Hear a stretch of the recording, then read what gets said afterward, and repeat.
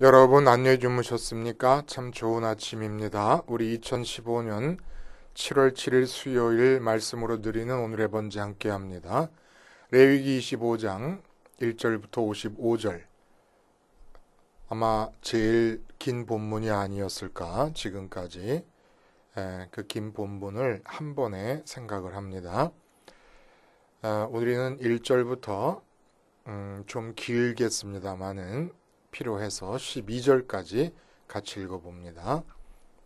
시작. 여호와께서 시내 산에서 모세에게 말씀하여 이르시되 이스라엘 자손에게 말하여 이르라. 너희는 내가 너희에게 주는 땅에 들어간 후에 그 땅으로 여호와 앞에 안식하게 하라. 너는 6년 동안 그 밭에 파종하며 6년 동안 그 포도원을 가꾸어 그 소출을 거둘 것이나 일곱째 해에는 그 땅이 쉬어 안식하게 할지니 여호와께 대한 안식이라. 너는 그 밭에 파종하거나 포도원을 가꾸지 말며 네가 거둔 후에 자라난 것을 거두지 말고 가꾸지 아니한 포도나무가 맺은 열매를 거두지 말라. 이는 땅의 안식년임이니라. 안식년의 소출은 너희가 먹을 것이니 너와 네 남종과 네 여종과 네 품꾼과 너와 함께 거류하는 자들과 내 가축과 내 땅에 있는 들짐승들이 다 그 소출로 먹을 것을 삼을지니라. 너는 7 안식년을 계수할지니 이는 7년이 7번인즉 안식년 7번 동안 곧 49년이라. 일곱째 달 열흘날은 속죄일이니 너는 뿔나팔 소리를 내되 전국에서 뿔나팔을 크게 불지며 너희는 50년째 해를 거룩하게 하여 그 땅에 있는 모든 주민을 위하여 자유를 공포하라.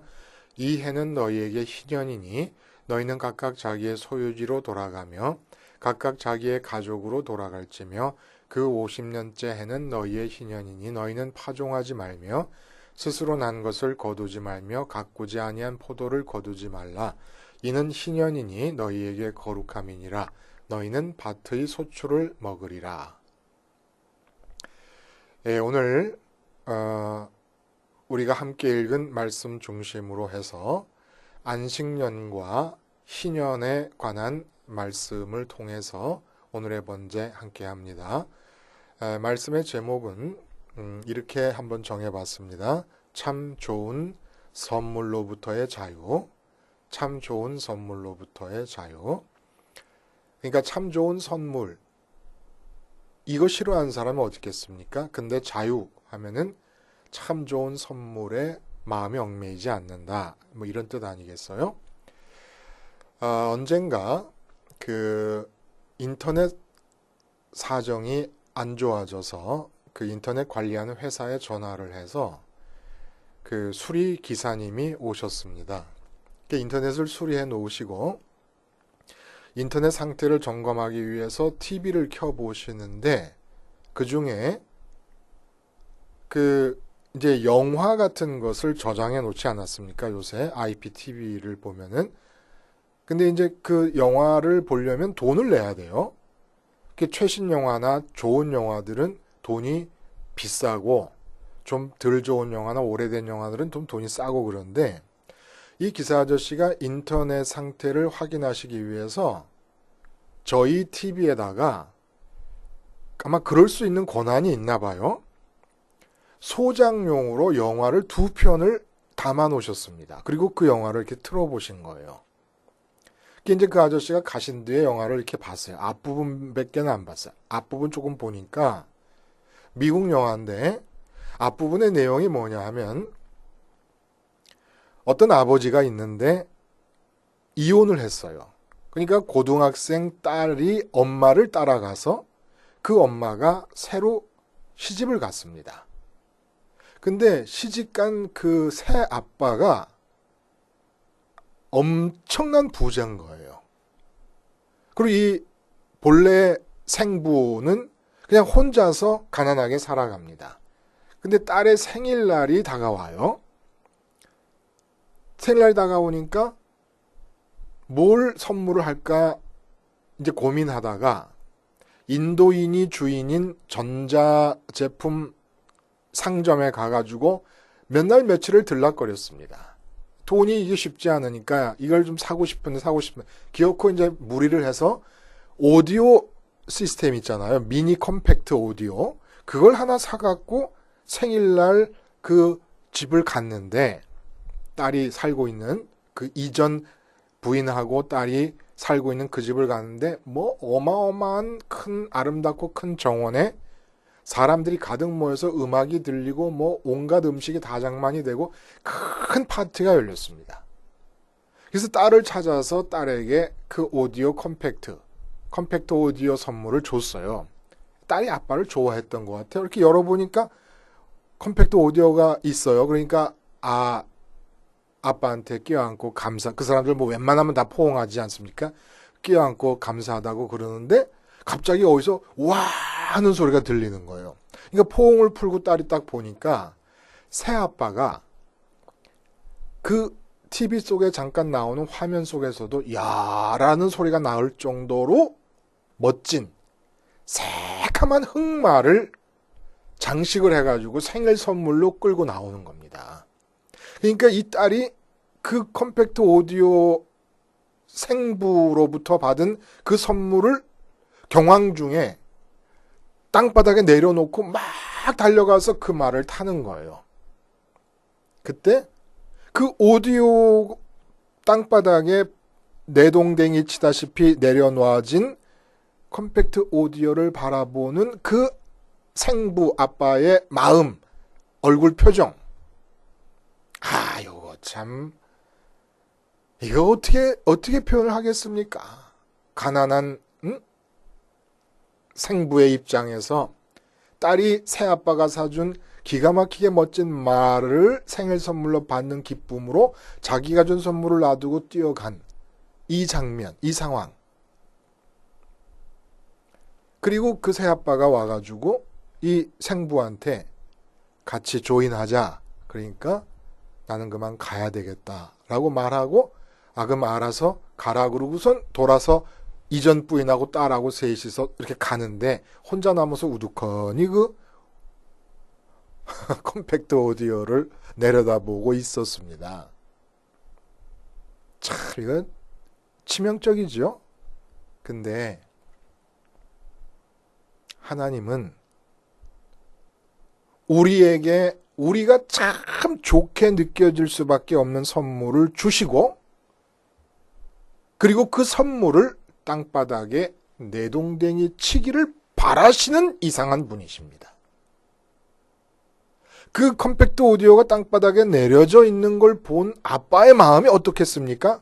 근데 하나님 아빠는, 하늘에 계신 우리 아빠는 우리에게 우리 마음이 그 멋진 말을 선물로 받았을 때 그 딸의 마음처럼 기뻐할 수밖에 없을 좋은 것을 주시고는 그 좋은 선물을 땅바닥에 내려놓기를 원하시는 거예요.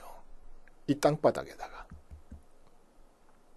그리고 그것을 성경은 선민들이 하늘에 계신 하나님을 아버지라 부르는 선민들이 누릴 수 있는 자유라고 오늘 본문을 통해 선언을 하고 있는 겁니다. 이런 자유 원하고 싶지 않잖아요. 그렇죠? 이 땅에서 우리 마음이 끌릴 수밖에 없을 만큼 좋은 것들을 하나님이 주시는데 그렇게 좋은 것들을 땅바닥에 내려놓을 것이 선민의 자유라니 그걸 좀 누리고 그걸 좀 지니고 그걸 좀 소유하고 향유하면 좋겠는데 그걸 내려놓는 게 자유라 하니까 이 자유가 과연 바람직한 자유겠는가라는 생각이 들지 않습니까?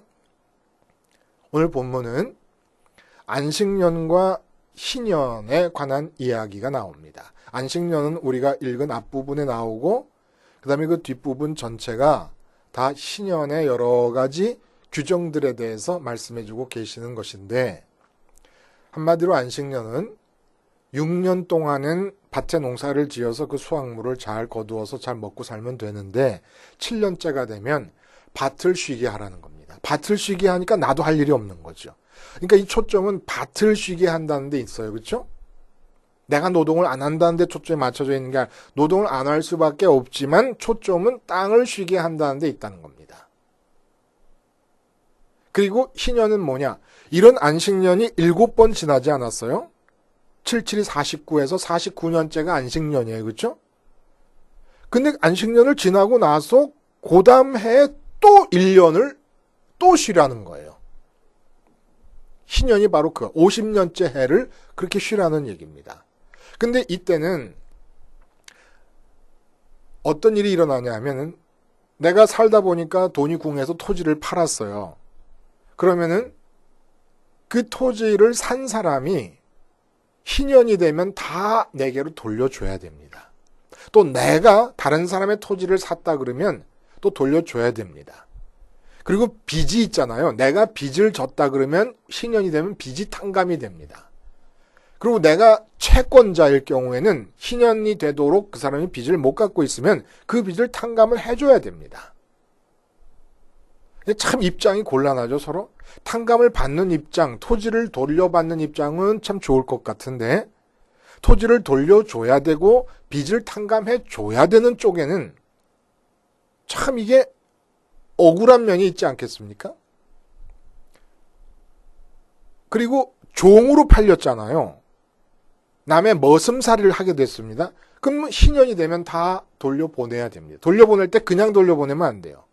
그가 먹고 살 수 있도록 준비를 하고 장만을 해줘서 돌려보내게 됩니다. 근데 문제는 현실적으로 우리가 이 말대로 지켜서 행할 수가 있겠습니까? 예를 들어 삼성이라든지 LG라든지 하는 그런 기업들이 1년 동안 기업을 쉬어버려요. 돌아가면서 어느 한 사람이, 어느 직원이 안식년을 하는 게 아니라 오늘 본문의 얘기대로는 토지가 쉬는, 공장이 쉬어버리는 거예요. 공장이. 1년 동안 공장을 쉬고 신년 같은 경우는 2년을 거푸 쉬는 거 아닙니까? 그렇게 돼버리면 도대체 이게 가능하겠습니까? 근데 애석한 것은 뭐냐 하면은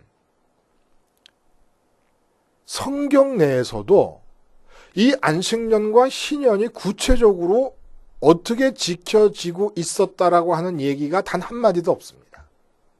신년이라는 단어가 사용되는 본문들은 있지만 그렇게 사용되더라도 신년이라고 하는 것이 뜻하는 바를 얘기하는 것이죠. 한마디로 해방과 자유를 얘기하지 실제로 이 신년 제도가 어떻게 적용이 되었다라고 하는 얘기가 나오질 않는다는 얘기예요. 그럼 도대체 왜 신년 얘기를 이렇게 하셨을까요? 성경에도 그것이 지켜지고 있었다고 하는 어떤 증거를 확보할 수 없는 신년 제도, 안식년 제도가 왜 언급이 되고 있었을까요? 언급을 이렇게 하나님은 하셨을까요? 이것은 3500년 전에 선민인 이스라엘 사람들이 체감, 몸으로 느낄 수 있는 그런 언어로 선민이 누리는 자유를 표현해내신 겁니다. 그 무엇으로부터의 자유입니까? 우리가 발로 딛고 사는 이 땅으로부터의 자유를 얘기하신 거라는 거예요. 오늘 본문의 주제는 자유인데 레위기 전체가 지금 거룩함을 향해서 오고 거룩함을 표현하고 있지 않습니까? 모든 제사가 거룩함을 지향하고 있습니다. 그리고 거룩함을 획득한 자들은 어떤 삶을 살아야 된다는 얘기를 계속하고 계셨습니다. 그러면 그러한 삶과 거룩함이 성취된 이 상태가 어떤 상태냐? 바로 자유라는 거예요. 자유. 선민은 어떤 사람이냐? 자유한 사람이라는 겁니다. 근데 이 자유가 언뜻 보기에 바람직하지 않은 자유라는 거예요. 참 내 마음에 좋게 느껴지는 선물을 주시고는 그 선물을 땅바닥에 내려놓게 되는 그 자유를 하나님께서 원하신다는 겁니다. 그러니까 선물을 주는 사람치고 그 선물을 열어봤을 때 그 참 좋은 선물을 마음에서 싫어하기를 원하는 사람이 누가 있겠습니까? 자기가 준 선물을 싫어하기를 원하는 사람이. 심지어는 선물이 변질된 뇌물 같은 경우도 뇌물이 뇌물의 효과를 내려면 내가 준 그 뇌물을 좋아해야 되지 않습니까? 그러길 좋아하기를 바래서 뇌물을 주는 거예요. 근데 하나님은 선물을 주시면서 내가 지극히 선물을 싫어하기를 원하시고 선물을 싫어하는 이것이 자유라는 겁니다. 자유라고 하는 것이 여러분 그 사전을 보면은 얽매임이 없이 자기 마음대로 할 수 있는 상태라 얘기를 해요. 그리고 일반적인 어떤 정의라 그러면, 상식적인 정의라 그러면 법률적인 정의도 법률의 범위 안에서 남에게 구속되지 아니하고 자기 마음대로 하는 행위. 그러니까 얽매이지 않고 자기 마음대로라고 하는 게 자유의 핵심입니다. 이게 세상이 말하는 자유예요. 근데 여러분 한번 생각해 보세요. 자기 마음대로라고 하는 이 말이, 예를 들어 내가 이사를 가고 싶다. 그럼 마음대로 이사를 간다고 누가 말리겠습니까? 아무도 안 말려요. 근데 이사를 가고 싶어 하는 마음대로 행하는 게 세상은 자유라고 말하지만, 신앙에서 보고 있는 자유는 어느 지점을 포착하면서 자유를 얘기하냐면, 이사를 가고 싶어 하는 마음이 왜 생겼느냐라는 얘기입니다. 이미 이사를 가고 싶어 하는 그 마음 자체가 얽매여 있는 거 아니냐는 얘기예요. 얽매여 있는 마음이 하는 생각대로 움직이는 걸 세상은 자유라 하지만, 기독교는 마음 자체가 얽매여 있느냐 안 얽매여 있느냐를 본다는 얘기입니다. 그러니까 술 취한 사람이 마음대로 하는 것과 똑같은 거예요. 큰 아파트가 좋다. 남에게 과시하기도 좋고 뭐 생활하기도 편하기도 좋고, 그래서 그런 편의성에 매여 있는 마음으로 이사를 가겠다고 마음을 결정을 했을 때, 이 세상 사람들은 마음대로 하라고 해요. 그리고 자유라 그래요. 그러나 기독교는 왜 큰 집에 매였느냐를 보는 거예요. 큰 집이 좋다고 마음이 매여 있는데 어떻게 그게 자유할 수 있느냐, 이런 얘기입니다. 그래서 사도 바울이 빌립보서에 가난에도 처할 줄 알고 풍부에도 처할 줄 안다. 일체의 비결을 배웠다. 이게 자유라는 거예요. 이게 기독교가 말하는 자유는. 근데 여러분 보세요. 이 얽매임이 없는 게 자유고, 얽매여 있는 마음에서 나오는 욕구대로 하는 걸 세상은 자유라 그러고, 기독교는 마음 자체가 얽매여 있는 걸 문제시 삼는데, 문제가 뭐냐 하면, 사람의 마음은 얽매임이 운명적이라는 얘기입니다. 얽매이지 않을 수가 없는 거예요, 사람의 마음은. 그러니까 왜 그러냐? 하나님께서 마음을 비워진 채로 만들었습니다. 그래서 채움의 욕구가 나올 수밖에 없게 만든 거예요. 근데 어떻게 채웁니까? 이 세상에 우리 마음이 채울 수 있을 거라고 믿어질 만큼, 우리 마음을 채울 수 있어서 만족할 수 있을 거라고 믿어질 만큼 좋은 것들이 많아요. 내 가족부터 내 아내, 남편, 우리 부모님들, 우리 자식들, 우리 형제들, 그리고 사람뿐입니까? 좋은 친구, 애인, 이 사람뿐만이 아니라 사물들, 돈, 그리고 사람들이 나를 잘했다고 칭찬해주고 가는 곳마다 나를 떠받들어주는 인기, 명예, 이런 것들, 그리고 내가 사람들에게 내 마음대로 행할 수 있을 만큼 권력, 얼마나 좋은 게 많은지 몰라요. 건강함, 아름다운 미모, 자동차, 아파트, 명품백, 좋은 게 한두 가지가 아니잖아요. 좋은 게 이렇게 많은 가운데 빈 마음을 채우기 위해서 우리는 그 마음의 지성소, 마음의 첫 번째 사랑의 자리에 이름을 담게 되어 있어요. 그러니까 얽매임이 운명적이라는 얘기입니다. 얽매임이 운명적인데, 마음의 얽매임이 운명적일 수밖에 없는데 마음을 채워야 되니까. 마음을 채워야 된다는 건 존재의 필연적인 요구예요. 잘못도 아니고. 근데 이렇게 얽매임이 운명적인데 어떻게 자유를 얘기할 수 있느냐 그런 얘기예요. 기독교에서 말하는 자유는 여러분, 불교에서 말하는 해탈에서 표방하는 그런 자유가 아니에요. 세상적으로 상식적으로 말하는 자유가 문제가 된다는 건 말씀을 드렸어요. 그렇죠? 돈에 얽매여 있으면서 그 돈에 얽매인 마음이 요구하는 대로 하고 싶다.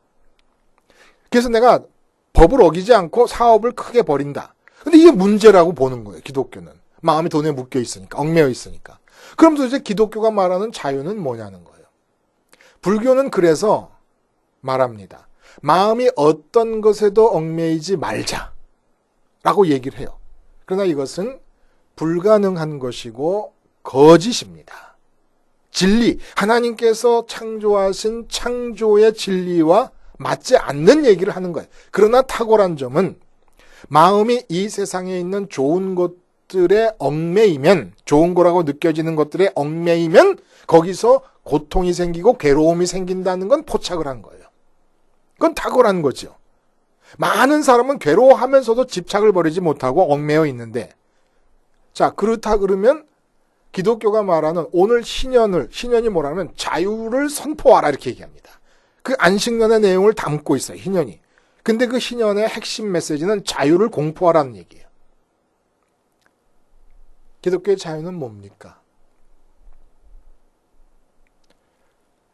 모든 사람들에게 하나님은 그 사람들이 좋게 여길 수 있는 것들로 둘러싸여서 살게 만드셨습니다. 이 땅에서. 선민이 다른 것은 그렇게 좋은 많은 것들로 둘러싸여 있는 가운데 하나님 당신 자신이 그 좋은 것들 사이에 하나로 끼어 들어오셨습니다. 끼어 들어오셨다는 말이 참 하나님께 외람된 말씀처럼 보이잖아요. 근데 왜 그러냐면 그렇게 좋은 것들이 많은 가운데로 당신 스스로가 들어오셨기 때문에 끼어 들어오시는 거예요. 그 중에 하나의 아이템처럼 끼어 들어오신 겁니다. 그러면 선민이 누구예요? 왜 선택했느냐? 그 많은 좋은 것들 중에서 마음의 빈 공간을 채우기 위해 하나님이라는 이름을 사랑의 첫자리 마음의 지성소에 담게 하기 위해서 하나님을 선택하라고 선택하신 겁니다. 하나님을 선택하라고 나를 선택하신 거예요. 그래서 기독교의 자유는 뭐냐? 거룩과 통해 있는 거예요. 거룩이 뭐라 그랬죠? 더 좋은 방향으로 구분되어 가는 것이 거룩입니다. 더 좋게 구분되어져, 더 좋게 구분. 그러다가 더 이상 좋은 것이 없을 만큼 최종적으로 좋은 단계에 이른 이 상태가 거룩이에요. 좋은 것을 향하여 계속 구분되어져 가는 게 거룩을 향한 걸음이라 그러면 거룩의 상태는 더 이상 좋은 것이 없을 만큼 최종적으로 좋은 상태에 도달한 것이 거룩의 상태예요. 그러면 자유는 뭡니까? 자유는 더 이상 좋은 것이 없을 만큼 최종적으로 좋은 것에 얽매이는 게 자유라는 거예요. 기독교의 자유가. 그래서 하나님께서 이 땅에서 우리에게 선물을 주십니다. 예를 들어 아브라함에게 독자 이삭을 주셨다. 그러면 독자 이삭을 주셨으면 그 독자를 사랑하고 독자로부터 주어지는 행복과 기쁨을 누리면서 잘 살라고 주신 것이냐는 거예요. 아니라는 겁니다. 그 독자를 주실 때 100세에 얻은 이 아들이 금지오겹입니다. 다이아몬드에 비교를 하겠습니까? 근데 그걸 왜 주셨냐면 맨 처음에 서두에서 말씀드렸던 그 영화 장면에서처럼 컴팩트 오디오를 땅에 내려놓듯이 내려놓으라는 거예요. 버리라는 거예요. 왜? 왜 그래요? 그걸 미워하라는 얘기입니다. 미워하라는 얘기예요. 왜 미워하라고 할까? 왜 싫어하라고 할까? 그것이 우리 마음은 저절로 당겨요. 독자 이삭을 아브라함은 저절로 좋아할 수밖에 없어요. 좋아하니 저절로 생기는 거예요. 근데 하나님은 저절로 좋아하지 않게 돼요. 근데 자리는 하나밖에 없어요. 내 마음의 자리는, 마음의 지성소의 공간은 하나밖에 없어. 누가 들어오든지 하나만 들어올 수밖에 없어요. 하나만 들어와야 충만함이 이루어지니까 하나밖에 못 들어와. 근데 독자 이삭은 저절로 좋아져요. 하나님은 저절로 안 좋아져요. 그러니까 하나님을 모셔드리려면 독자 이삭을 미워할 수밖에 없어요. 그래서 주님께서 말씀하신 겁니다. 나를 따르려거든 부모와 처자와 형제와 자매를 미워하고 제일 소중하고 귀한 게 뭐예요? 내 목숨 아닙니까? 목숨까지도 미워해라. 그러지 않으면 나를 쫓을 수가 없다. 왜? 주님은 어디로 가시길래 주님을 쫓을 수가 없습니까? 그 좋은 선물들을 다 주셔놓고는 미워하라는 거예요. 미워하라는 거예요. 선물로부터의 자유가 있어야 된다는 겁니다. 왜? 주님이 가신 길은 하늘에 계신 우리 아빠에게로 가시니까. 그 아빠에게로 마음이 가고 아빠를 선택하려면 너희에게 준 모든 선물을 미워하지 않으면 안 된다는 겁니다. 그래서 우리 초실절을 예를 들면서 그런 얘기 했어요. 우린 자꾸 첫 열매를 수확했으니까 감사하는 마음으로 드린다. 그래서 그걸 잘 먹고 그걸 잘 누리기 위해서 감사로 표현을 한다. 이렇게 생각을 하는 거예요. 아니에요. 초실절을 거뒀는데 노동을 쉬는 절기를 지냅니다. 미워하라는 거예요. 왜? 하나님을 좋아하게. 하나님이라는 열매를 먹기 위해서. 땅을 1년 동안 농사짓지 말아라. 이 땅이라고 하는 것이 이 땅에서 사는 동안에 하나님께서 우리에게 선물로 주신 모든 좋은 것들을 다 포함하는 얘기입니다. 그것들로부터 자유하라는 얘기예요. 1년 동안 농사를 안 짓고 그냥 그 땅에서 저절로 자란 것들이 있지 않습니까? 그런 것들만 따먹고 그것도 내가 많이 거두어서 곳간안에 저장하지 말고 내가 주인이라도 그냥 먹을 만큼만 따고 다른 사람들이 와서 또 먹을 수 있도록 놔두라는 얘기입니다. 안식년에. 이 뜻이 바로 자유를 말하는 거라는 거예요. 그래서 여러분 자유부인이라는 말이 있지 않습니까? 자유부인이라고 하는 얘기는 결혼한 여자가 남편으로부터 자유로워서 다른 남자를 쉽게 만나서 자유부인이 되는 거 아닙니까? 근데 다른 남자를 만나기 위해서 자유부인이 되는 게 아니라 마음을 하나님께 얽매이기 위해서 자유부인이 돼야 된다는 거예요. 남편으로부터 남편이 선물 아니에요? 그 선물을 미워하고 다른 남자에게로 가면 이건 바람둥인데 그 선물인 남편을 미워하면서 하나님께 얽매이라는 거예요. 남편에게 얽매이지 말고. 그러니까 선민이 엄마가 되면은 누가 돼야 됩니까? 자유 엄마가 돼야 돼요. 자식을 주셨잖아요? 그러면 그 자식에 얽매이지 말고 자식을 마음으로 미워. 왜? 자식은 저절로 좋아지니까 미워하지 않으면 마음에서 빼낼 수가 없는 거예요. 그러면 그냥 미워하는 거로 끝나고 아니면 자식을 미워하면서 딴 짓거리를 하라는 얘기가 아닙니다. 하나님께 얽매이기 위해. 왜냐하면 마음의 자리는 누구가 들어오든지 하나의 대상밖에 못 들어오니까. 그래서 선민이 엄마가 되면 자유 엄마가 돼요. 선민이 사업을 하면 자유 사업가가 돼야 됩니다. 사업이라는 선물을 주셨어요. 그 선물은 컴팩트 오디오처럼 땅에다 버려야 되는 거예요. 미워해야 되는 거예요. 왜? 더 좋은 선물에 얽매이기 위해서. 더 이상 좋은 것이 없을 만큼 최종적으로 좋은 선물에 얽매이기 위해서. 좋은 말을 향해 뛰어가잖아요. 그렇죠? 이게 바로 선민의 모습이라는 겁니다. 이 땅에 있는 것들이 다 오디오 컴팩트예요. 컴팩트 오디오예요. 근데 그 선물들 사이에 하나님 당신 자신을 끼워 넣으신 겁니다. 그리고 선택하라는 겁니다. 그럼 왜 다른 걸 주시지 말고 그냥 아예 하나님만 갖는 상태로 태어나게 하시지 왜 그랬냐? 그거는 하나님을 사랑하는 것이 아니라 하나님에 대한 인격적 사랑이 아니라 그냥 생내적 체질이잖아요. 거기 인격성이라는 게 존재하지 않지 않습니까?